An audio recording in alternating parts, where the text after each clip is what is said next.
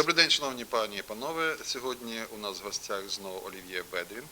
Він вже був на засіданні нашої телевізійної сторінки Укрінформ-ТВ, але сьогодні ми знову раді вітати директора Європейського континентального університету при Національному педагогічному університеті імені Драгоманова, пана Олів'є Ведріна. Пан Ведрін, як ми вже казали, є відомим експертом французьким, який працює в Україні.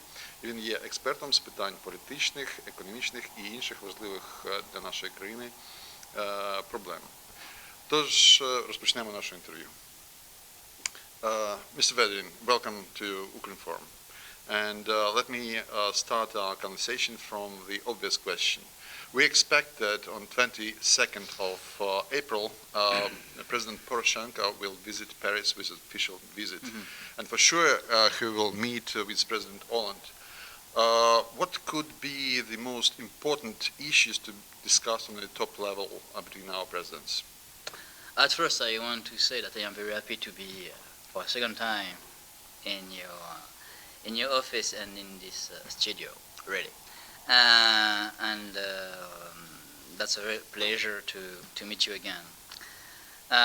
Now, for this first question, I think that one of the most important topic will be to discuss about the agreement of the second Minsk agreement of the 12th of February. And because you know that France is ready to do dialogue, but also France want to be very strong in the process of the second Minsk agreement. And they will talk about that at first. Now, I think also they will talk about France's assistance to Ukraine in the, can I say, in the European way of thinking. That means how France can help in this European way of thinking, Ukraine, for example, to do the reforms. Another point I think is very important is, and I am sure they will talk about that, is about business relation. And because, as you know, now Ukraine need to go to business to the European Union. And I think one of the key issues will be business exchanges between France and Ukraine. Also, I think they will talk about cultural cooperation, scientific cooperation, and maybe also about cooperation in defense. As you know, Canada and Great Britain, they will provide some training. And I think France maybe, but I am sure they will talk about defense cooperation. I think this is the key point of the discussion between your president and François Hollande in Paris. I think that will be the key points. I want to ask you an excuse because the next question I want to ask you is maybe not so comfortable. Because here in Ukraine, we've read the press announcement concerning the speech of the Chief of Military Intelligence of France, Mr. Director Christophe Gomard. During the parliamentary hearings, he mentioned that he disagreed with some conclusions of American intelligence concerning the presence and Russian troops on the borders and preparations of Russian troops for invasion. I can say that today, now, agency, we have again statements concerning not French intelligence, but Ukrainian intelligence, saying that there is some kind of concentration of the forces in the Donetsk and Lugansk area, and they are preparing assault. So that are there some kind of misreading of events, or maybe it's some kind of political speculation, or maybe the announcements in the press simply are false? Where is the truth? This is a very sensitive question, indeed. I think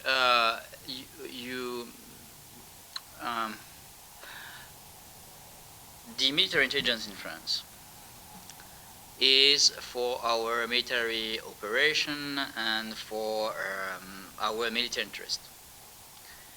We work a lot with NATO. We have an excellent relationship with NATO and with America. And I think in this report, some journalists did some mistake. And because the General Gumar said that Russia didn't organize a big operation to invade Ukraine, and he said that he cannot see that Russia is organizing a big operation to invade Ukraine.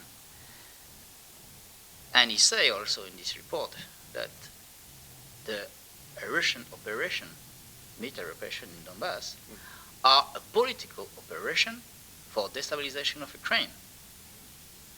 That means we are not here in this report. If I do an analysis, he say that we are not here in front of invasion of Ukraine, plan of invasion.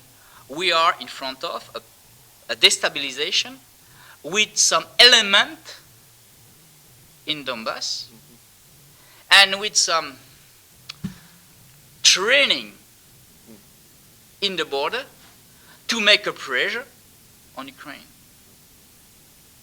And I think when this information was took without the context and put in some newspaper, I think some Russian propagandists really only take a part of this information, but not all the information. Just because, you know, the most active in covering that event, they're just Russian media. Yeah, and for me that was when I saw that, because, you know, I saw that very quickly. And I said, come on, France never said that no problem in the Donbass. We only said that we cannot say now that we are, the Russian army is ready to do an invasion. Because they don't have, come on, we can say that the Russian army is a weakness. This is true, you know that. Yeah. We can say that only in the Russian army now, only like 45,000, maybe 50,000 soldiers are efficient. Yeah. And the other part of the Russian army is an underdeveloped army. Yeah. But you know what is the paradox? That all Ukrainians in here, they want to agree with General Gomar, because in fact nobody here wants to see the full-scale Russian invasion in Ukraine. But of course, I should say that we are ready to meet them if they will do that. I think they don't have the tools to do a global invasion. You know that in a military operation, you have to do the invasion, but after that, you have to do the occupation. Do you think the occupation of Ukraine will be easy? No way. We are in front of a destabilization policy. And what in the rapport Gomar, you can write this report is, for me, the conclusion is we are in front of a campaign of destabilization using some soldier and some tanks and some weapon in the Donbass. We are not in front of a classical invasion. This is I can say, a new way to make a war. Include communication, terrorism, and all that. Let me ask you, let us come back to France. Yeah. It is not a secret that many French businesses are suffering from the sanctions introduced against Russia after the Crimea events and after events in the Donbass area. But do people there in France really understand that it is not an Ukrainian fault for that suffering? Just because, you know, as from my perspective, what we observe now and here is struggle for some kind of European values, European style of life, and European democracies. But do people in France really understand that, or maybe they consider events in Ukraine like something far away? Okay, first, the French economy do not suffer a lot, first. And really, this is also some information used by some propaganda, Russian propaganda. They say that France is suffering about the sanction. A little. Not like Russia. Russia is suffering more than France, you have to know that, more than European Union. We can live really easily with the sanction, very easily. It's not a problem for us. Okay? Then, other part. France understand that the problem is not Ukraine but Putin. And France understand, and I must underline this fact, that in France, I said that in one of my interviews, more than 80% of the French people are afraid about Putin. Think that Putin is a threat for Europe and France. You can see, I did this interview for the Ukraine Crisis Media Center. You can see that in the internet. I said that really most part of France do not believe Putin and are afraid about Putin.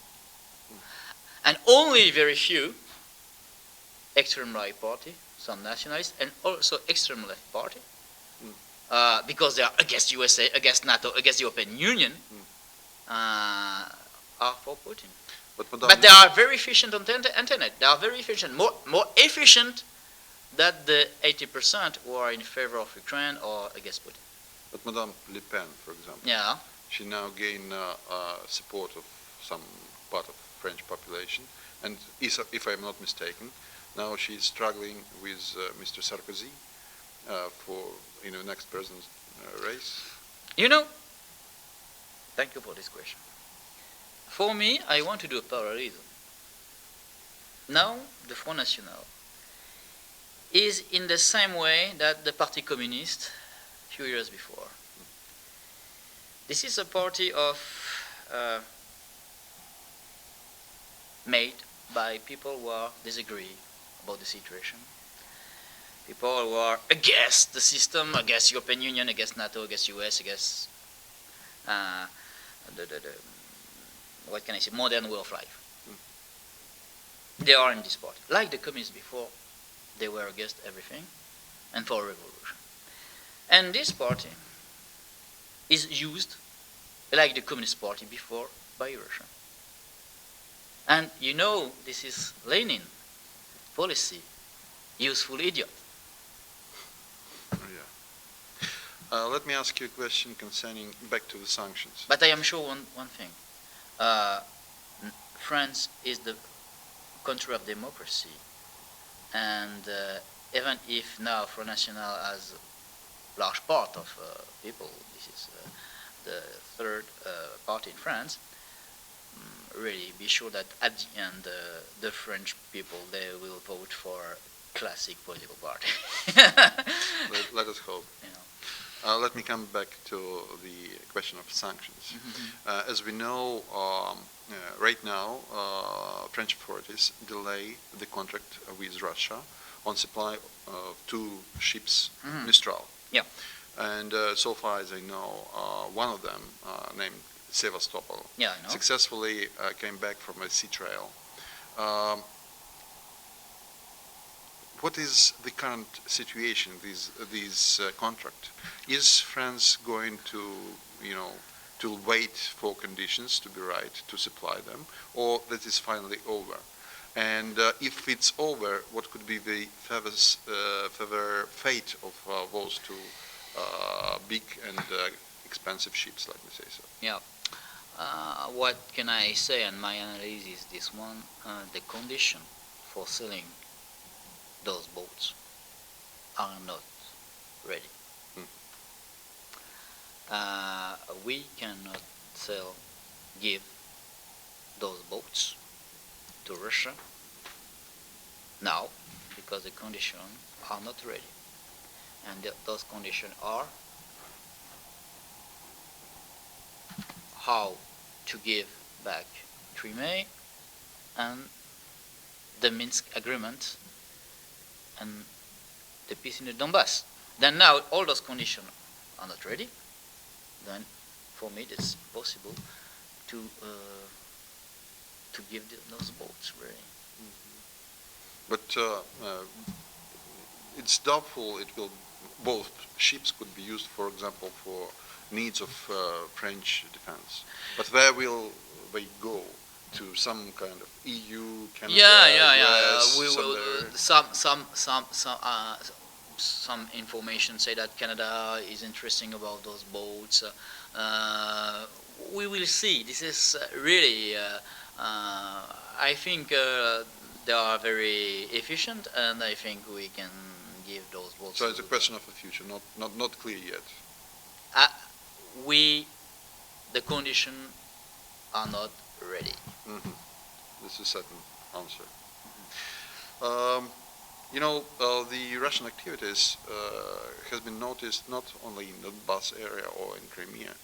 Recently, we had an incident with the American reconnaissance plane, which was, in a very close contact with a Russian jet. I know. And after that, at least 5 ministers of defense of Nordic states stated a very tough message that Russia using now the military means to achieve some kind of political goals. Was that message noticed in France? Is France the same way concerned about the current Russian policies in the security sphere? I think France is a member of NATO. Okay? Our friend and ally, we work with them, and we have the same policy. Security for our members, security for Europe. France is in favor of good decision in defense for Europe, and we will adopt all all the agreements made at the summit of NATO at Newport in 2014, and include a plan for a quick reaction.